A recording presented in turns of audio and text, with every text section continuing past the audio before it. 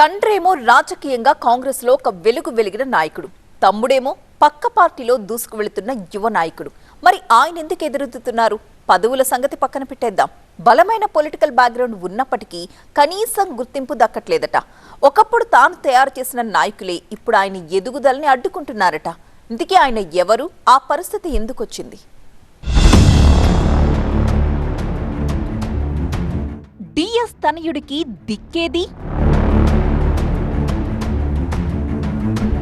ఒకప్పుడు ఆయనంటే హడల్,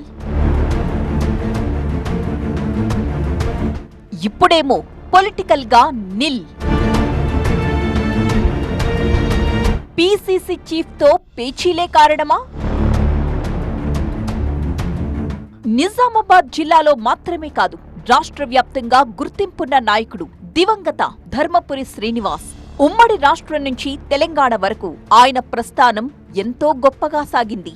ఆయన వారసులుగా పొలిటికల్ ఎంట్రీ ఇచ్చారు సంజయ్, అరవింద్.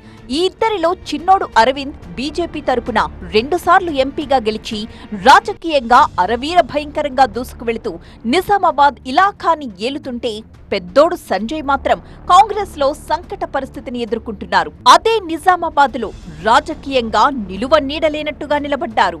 ఉమ్మడి రాష్ట్రంలో ఎంతో మందికి పార్టీ టికెట్లిచ్చారు, ఇప్పించారు ధర్మపురి శ్రీనివాస్. బీసీ నాయకుడిగా హైకమాండ్ దగ్గర ఆయనకి అంత పలుకుబడి ఉండేది. కానీ చివరి దశలో తన కుమారుడైన సంజయ్ కి టికెట్ కూడా దక్కించుకోలేకపోయారు. దీంతో ఎమ్మెల్యే కావాలన్న సంజయ్ చిరకాల స్వప్నం కలగానే మిగిలింది. అప్పట్లో తండ్రి హవా నడిచినప్పుడు పార్టీలో మాస్ లీడర్ గా సంజయ్ కి పేరుండేది. తన కనుసన్నల్లో పార్టీని నడిపించారు. సంజయ్ అంటేనే హడలన్నట్టుగా ఉండేది. జిల్లా పార్టీ సీనియర్లు కూడా ఆయన ముందు నిలబడాలంటే ఆలోచించాల్సిన పరిస్థితి ఉండేది. 2005లో నిజామాబాద్ కార్పొరేషన్ గా ఏర్పడిన తరువాత జరిగిన తొలి ఎన్నికల్లో సంజయ్ కార్పొరేటర్ గా విజయం సాధించి మేయర్ పదవిని దక్కించుకున్నారు. అలా నిజామాబాద్ తొలి మేయర్ గా రికార్డులకెక్కిన సంజయ్ ఇప్పుడు రాజకీయంగా గడ్డు పరిస్థితి ఎదుర్కొంటున్నారట. జిల్లాలో ఇప్పుడు పెద్ద లీడర్లుగా చెప్పుకునే వారంతా ఒకప్పుడు సంజయ్ శిష్యులే. వాళ్లే ఇప్పుడు ఆయన్ని వెనక్కి నెడుతున్నారట.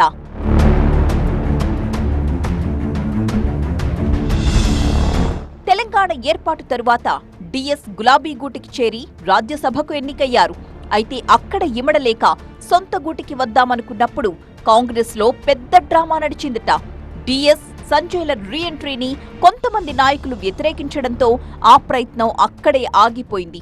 చివరాఖరికి 2023 ఎన్నికలకు ముందు రేవంత్ చొరవతో కాంగ్రెస్ గూటికి చేరారు డిఎస్, సంజయ్.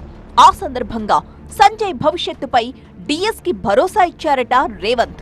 అయితే డిఎస్ మరణించడంతో సంజయ్ పొలిటికల్ గా మరింత సంకట పరిస్థితుల్లో కూరుకుపోయారు. అధికార కాంగ్రెస్ లోనే ఉన్నప్పటికీ ఏ ప్రాధాన్యత దక్కడం లేదట. దీని వెనుక సొంత మనుషుల కుట్రలే ఉండడంతో సంజయ్ తీవ్రంగా మదనపడుతున్నారట. సంజయ్కి ఏదైనా పదవి కట్టబెట్టి ప్రాధాన్యతిస్తే తమపై కక్ష సాధిస్తారని కూడా సదరు నేతలు భయపడుతున్నట్టు తెలుస్తోంది.